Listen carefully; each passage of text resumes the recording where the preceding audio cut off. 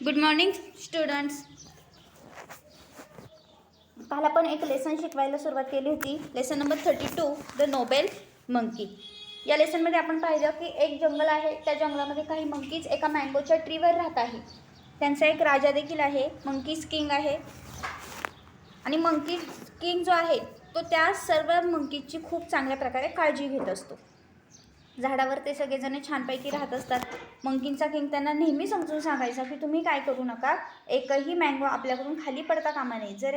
जरी फ्रूट खाली पडलं तरी काय होणार आहे, माणसाच्या हाती जर ते फ्रूट लागलं तर माणसं काय करतील, आपल्याला ते फ्रूट शोधत शोधत इथपर्यंत येतील आणि इथं आल्यानंतर या ठिकाणची सगळी शांतता भंग पावेल. नेमकी तेच घडलं. एके दिवशी एक पिकलेलं फ्रूट नदीमध्ये जाऊन पडलं आणि ते नदीत पडल्यानंतर ते वाहत वाहत बनारसमध्ये जाऊन पोचलं. बनारसमध्ये ते एका फिशरमॅनला सापडलं. फिशरमॅनने ते फ्रूट उचललं. तो घेऊन ते राजाकडे गेला आणि राजांनी ते फ्रूट त्याचा एक स्लाईस खाल्ला, टेस्ट केली. राजाला ते फ्रूट खूप आवडलं. राजाने त्याच्या राणीला देखील हे फ्रूट दिलं आणि मग राजाने ठरवलं की आपण काय करूया, हे जे फ्रूटचं ट्री आहे ते फाइंड आउट करूया आणि ते जे फ्रूट आहे ते अजून आपण सगळेजण मिळून खाऊया. म्हणून ते सगळेजण फ्लीट ऑफ राफ्ट्स घेऊन नदीतून ते फ्रूटचा शोध घेण्यासाठी निघाले. शोधत असताना ते जंगलात जाऊन पोचले आणि त्या ठिकाणी त्यांना ते झाड दिसलं की त्या झाडावर खूप सारे मंकीज राहिला होते आणि मंकीज काय करत होते, ते जे फ्रूट आहे ते खूप एन्जॉय करत होते. राजाला खूप राग आला आणि राजाने सगळ्यांना ऑर्डर दिली की काय करा, ह्या मंकींना तुम्ही हुसकून द्या. आणि मग राजाने त्यांच्यावर अचानकपणे शूट करायला सुरुवात केली. अचानकपणे झालेल्या शूटिंग हल्ल्यामुळे सगळे मंकी खूप घाबरले. मंकीचा किंग मंकींना म्हणाला, पळा इथून, सगळेजण नदीच्या पलीकडे जाऊन थांबूया, आपली स्वतःची लाईफ वाचूया. त्यानंतर पुढे काय झालं ते आपण आज या लेसनमध्ये पाहणार आहोत. So page number 75 and last paragraph. The king monkey swam to the other side of the river. King मंकीनी पटकन उडी मारून तो नदीच्या पलीकडच्या बाजूला जाऊन पोहोचला. And order to the others to the same. आणि बाकीच्या मंकीजला देखील त्याने अशीच ऑर्डर दिली, मूव क्विकली, पळा लवकर, save your life by vanishing deep into the forest of the other bank. तुमची स्वतःची लाईफ वाचवा. सगळ्यांनी काय करा, फॉरेस्टमध्ये या, फॉरेस्टच्या नदीच्या पलीकडे या आणि जे नदीच्या पलीकडे जे जंगल आहे त्या जंगलामध्ये सगळेजण वॅनिश म्हणजे गायब होऊन जा, लपून बसा. However he soon realise. त्याच वेळेस त्याला समजलं, then the stream was too wide to the follow. नदी जी होती म्हणजे त्या नदीवर या बाजूने पलीकडच्या बाजूला जाण्यासाठी नदीमध्ये नदी होती आणि ही नदी पार करणं खूपच अवघड होतं, कारण की नदी खूप मोठी होती, लांब रुंद होती, वाईड होती आणि या काठावरून पलीकडच्या काठावर उड्या मारणं माकडांना काही शक्य नव्हतं, कारण की मध्ये कोणतंही झाड नव्हतं. माकडं सहसा काय करतात, एका झाडावरून पलीकडे उड्या मारून दुसरीकडे निघून जातात, पण इथे मध्ये कोणतंही झाड नव्हतं. एका काठावरून दुसरीकडे जाणे नदीमुळे शक्य नव्हतं. त्यांनी जर उड्या मारण्याचा प्रयत्न केला असता तर कदाचित ते नदीमध्ये सुद्धा पडले असते. Quick as lightning he did something very unusual.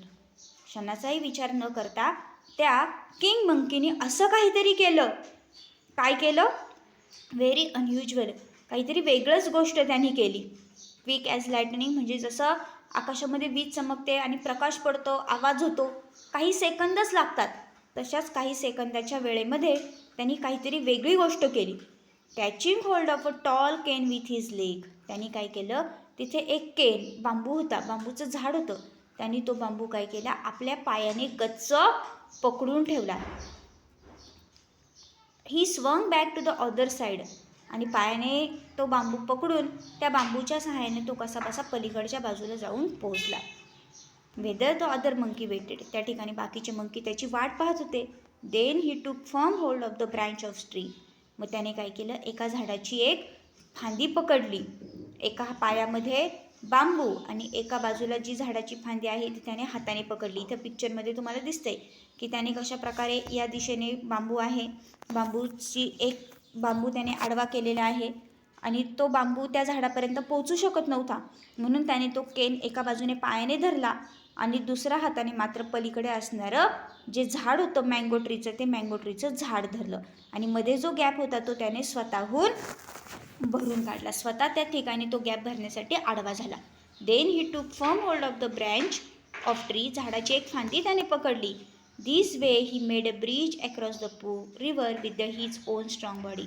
अशा प्रकारे त्याने त्याच्या बॉडीचाच उपयोग करून, तो जरा स्ट्रॉंग होता, त्याच्या स्ट्रॉंग बॉडीचा उपयोग करून त्याने काय केला, नदीवरती एक ब्रिज तयार केला. दिसतोय ब्रिज तयार झाला आहे. आता ह्याच्यावरून सहज माकडं काय करू शकली असती, ह्या बांबूवरून पलीकडे जाऊ शकली असती. खाली इथे तुम्हाला छोटंसं पिक्चर दिसत असेल, सावलीमध्ये हंटर्स दिसत आहेत की जे शिकारीसाठी राजासोबत आलेले आहेत. अशा प्रकारे हा मंकी किंग याने मंकी किंगने काय तयार केला, एक ब्रिज म्हणजे नदीवरती पूल तयार केला. The monkey king then order the monkey to rush away other side over his own body. मंकीच्या किंगने मंकींना ऑर्डर दिली की चला पटकन काय करा, पळत सुटा, माझ्या बॉडीचा विचार करू नका, तुम्ही माझ्या बॉडीवरून काय करा, उड्या मारत मारत त्या केनवरून उड्या मारत पलीकडच्या बाजूला जाऊन पोहोचा, स्वतःचे जीव वाचवा. The monkeys lost no time in following his command. मंकींनी पण वेळ वाया न घालवता लगेच आपल्या राजाने दिलेली कमांड फॉलो केली. The monkeys king body being trampled upon and bruise and injured by the thrashing holders of monkeys. सगळे मंकी त्या मंकी किंगच्या बॉडीवरून उड्या मारत मारत पलीकडच्या बाजूला निघून गेले. पण या सगळ्या प्रयत्नामध्ये मंकी किंगची जी बॉडी होती ती पूर्ण बॉडी काय झाली, रक्तभंबाळ झाली. खूप रक्त त्याच्यामधून यायला लागलं, इंज्युअर झाली. बट ही डिड नॉट वेवर. पण तो अजिबात ओरडला नाही. ही केप किंवा त्याने ती फांदी देखील सोडून दिली नाही. He kept a tight hold over the cane. त्याने आपली जी केन जी होती, जो केन त्याने पायाने पकडला होता बांबू, तो अजूनच त्याने घट्ट पकडून ठेवला. And branch till the last till monkey landed safely on the other side. आणि ती झाडाची फांदीसुद्धा त्याने सोडली नाही. जोपर्यंत शेवटचा मंकी पलीकडच्या बाजूला व्यवस्थित जाऊन पोहोचत नाही, तोपर्यंत अगदी शेवटचा मंकी पलीकडच्या बाजूला पोहोचेपर्यंत त्याने एका पायाने बांबू आणि आपल्या एका हाताने झाडाची फांदी पकडून ठेवली. By then he was badly injured. आता तो खूपच इंज्युअर झाला होता, खूपच जखमा त्याला झाल्या होत्या. आणि had lost all his strength. शेवटचा मंकी पोहोचल्यानंतर मात्र त्याने कसा बसं तोपर्यंत आपला जीव मुठीत धरून त्याने ती फांदी पकडून ठेवली. पण आता मात्र त्याची सगळी शक्ती संपून गेली होती. ही फेल डाऊन इन द सून. आणि तो खाली बेशुद्ध अवस्थेमध्ये पडला. सून म्हणजे कोमामध्ये जाणे किंवा बेशुद्ध पडणे. The king of Banaras was watching with this amazement. एकीकडे राजा ही सगळी घटना बघत होता. त्याला वेगळंच काहीतरी आश्चर्य वाटत होतं. हा काय प्रकार आहे, काय करतोय हा monkey king. He was touch by the bravery and sacrifice of the great monkey king. Monkey किंगने आपल्या बाकीच्या मंकींचा जीव वाचवण्यासाठी जे काही ब्रेव्हरी आणि सॅक्रिफाईस केलं होतं, त्यामुळे जो किंग होता त्या किंगला सुद्धा खूप मनापासून वाईट वाटत होतं. ही आज his men to stop shooting arrows. आता त्याला त्याची चूक कळली. त्याने लोकांना आज्ञा दिली, सगळ्यांनी आत्ताच्या आत्ता शूटिंग थांबवा, त्यांच्यावर ॲरोज सोडू नका. The unconscious monkey king was gently lifted from the bank of the river. तो बेशुद्ध अवस्थेत पडलेला मंकी त्याला उचलण्यात आलं आणि नदीच्या काठावर आणून ठेवलं. And place on the couch near the king of Banaras. आणि जवळच राज्यामध्ये त्याला घेऊन गेले. The king try to his best to revive the great ape. राजाने खूप प्रयत्न केले. तो जो एप होता, जो माकड होता, त्या वानराला वाचवण्यासाठी राजाने खूप प्रयत्न केले. आफ्टर अ वाईल, काही दिवसानंतर the monkey king slowly opened his eyes. थोड्या वेळानंतर मंकी किंग हळूहळू त्याचे डोळे उघडले. Why did you sacrifice your life in this way. राजाने त्याला विचारलं, का बरं तू असा वागलास, स्वतःचा जीव धोक्यामध्ये घालून तू बाकीच्या मंकींचे प्राण का बरं वाचवलेस. The monkey are like my children. त्यावर मंकी किंग म्हणाला की हे सगळे मंकी माझी मुलं आहेत. I am their chief. मी त्यांचा मुख्य आहे, मी त्यांचा राजा आहे. And it is my duty to protect them. आणि एक राजा म्हणून त्यांचं संरक्षण करणं ही माझी जबाबदारी आहे. They are now safe. आता ते सगळे मंकी सेफ आहेत. And I die a happy death. आता मी सुखाने मरू शकतो. I am glad I could do my duty. मला खूप आनंद होतो आहे की मी सगळ्या मंकींचा जीव वाचवला. सो सेईंग, असं म्हणून the great app closed his eyes for ever. त्या किंग मंकीने त्याचे डोळे कायमचे मिटून घेतले. The king of Banaras never forget the great sacrifice that he veg witness.